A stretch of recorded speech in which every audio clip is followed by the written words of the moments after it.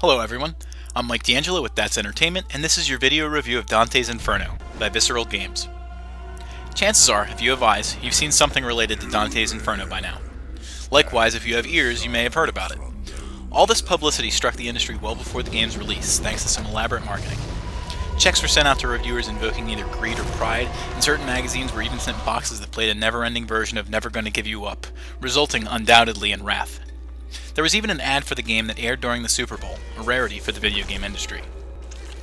All this promotion, however, seems to have worked against the title. A good deal of reviews are condemning Dante's Inferno for being too much like some of the other gaming competition that is out there, while others are convicting it of straying too far from its original source material.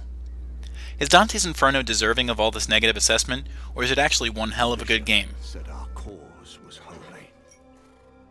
Holy had through me the way to everlasting pain. Derived loosely from Dante Alighieri's Inferno, one part of the Divine Comedy, the game's core material is interesting no matter what the backstory is. The poet described the 9 circles of hell meticulously, and his epic has long been receiving of much praise. The game strays from the poem in great lengths. Although the source material is present, it is more of a guideline that stirs the main character forward. The game doesn't begin in hell.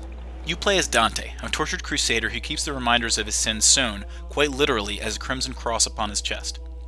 Following an assault near Jerusalem, Dante is nearly killed by an assassin and is accosted by Death, who has come to punish the crusader for his sins. Dante fights back in an effort to redeem himself and his loved ones, and utterly destroys the Grim Reaper, and takes his side. Following that glorious triumph, Dante returns home, where he finds his beloved, Beatrice, murdered. She appears to him as a spirit, but is whisked away to hell by Lucifer. Unable to suffer her soul to damnation, Dante sets off to rescue Beatrice, all at the cost of his own life and soul, reliving the terrible acts of his past.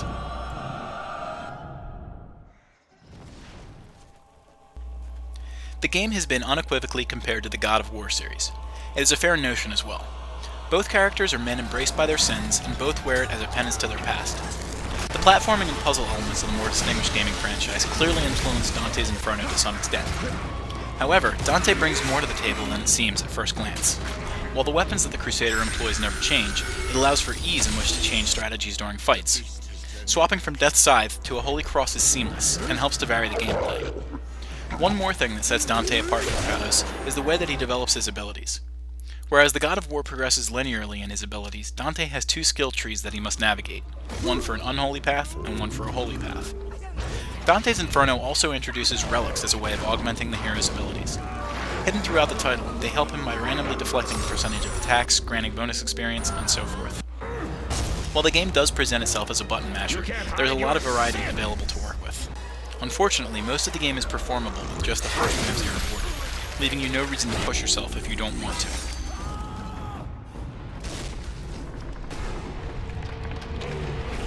Playing this game without expectations, I was surprised by how thorough they were from the opening segments.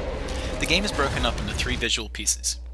Full motion video cutscenes are the rarest of the bunch, but they also look the best. This game presents some of the best scenes out there, and comes very close to looking lifelike. More often than that, however, flashbacks are displayed through the tapestry sewn into Dante's chest, and have a more cartoonish style.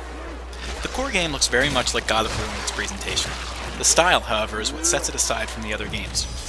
Hell is shown in interesting ways, all 9 circles maintaining their own unique setting. One of the things that can raise questions, however, is some of the content. Dante's Inferno is very racy and violent, and one would often wonder whether the developer portrayed the game as such to gain attention, or in the best interest of the title. Scenes of gratuitous nudity are not exactly done tastefully. The sound of Dante's Inferno is some of the best of gaming today. Voice acting is incredible, and follows many of the cantos of the Divine Comedy, and you can tell that the actors took the job very seriously. While Dante is great in his delivery, it's Lucifer that stands out as the best written character.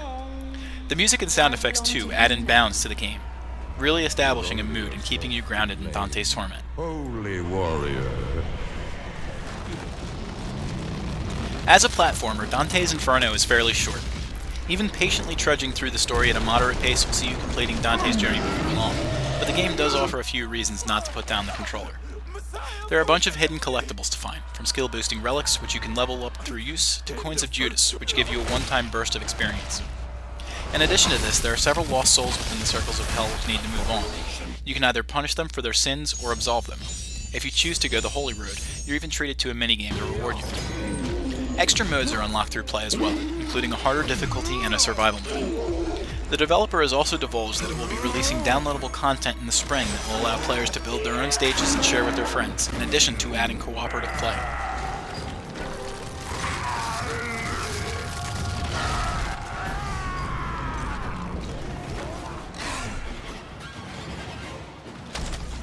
The way that Dante's Inferno has learned from the God of War series is apparent.